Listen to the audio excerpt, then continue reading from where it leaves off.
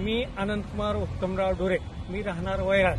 माझे क्षेत्र इर्ले, तालुका बार्शी येथे 300 गट नंबर 308 असे आहे.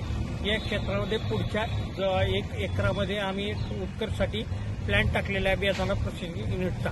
त्याच्या पाठीमागे सीताफळ लावलेले आहे. त्या सीताफळामध्ये अंतर्गत पीक म्हणून 700 झाडं सागवानाची लावलेली आहेत. सागवानाची झाडं लावून 1.5 वर्ष झालेले आहे. या 1.5 वर्षामध्ये सागवानाचं झाड 10, 12, काही ठिकाणी 13, 14 फूट वाढलेलं आहे.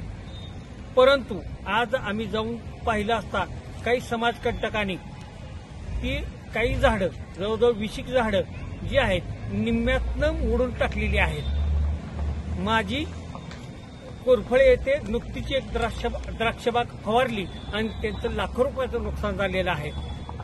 माझी अशी विनंती आहे की माझं काही जास्त नुकसान झालेलं नाही, 1,00,000-1.5 लाख रुपयाचं नुकसान झालेलं आहे. पण ज्यांनी हे कृत्य केलंय त्यांनी समोर येऊन भिडावं. आम्ही दोघंही बापले त्यांना भिडायला तयार आहोत. फक्त ज्यांच्यात धमक आहे त्यांनी समोर येऊन भिडावं आणि कुठल्याही शेतकऱ्याला असं त्याचं नुकसान होईल असं त्यांनी काम करू नये, एवढीच नम्रतेची विनंती आहे. आणि मी आज वैराग पोलीस स्टेशनला तक्रार दाखल केलेली आहे उत्कर्षच्या नावानं, कारण त्याच्या क्षेत्रामध्येच हा प्रकार झालेला आहे. तरी पुन्हा एकदा विनंती आहे की या समाजकंटकांना की त्यांनी असं समाजविघातक किंवा चुकीचं काम करू नये, जेणेकरून त्यांच्या आईबापाचं नाव बदनाम होईल. विशेष म्हणजे त्या माझ्या क्षेत्रामध्ये सीसीटीव्ही कॅमेरे चालू आहेत.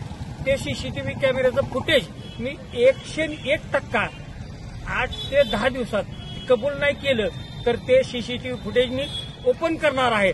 त्यावेळेस मात्र 100% ते कुणी हा कृत्य केलेला आहे ते निष्पन्न होईल. तरी विनंती आहे कुणाच्याही शेतकऱ्यांच्या क्षेत्रामध्ये असं त्याचं नुकसान होईल असं काम करू नये ही नम्रतेची विनंती.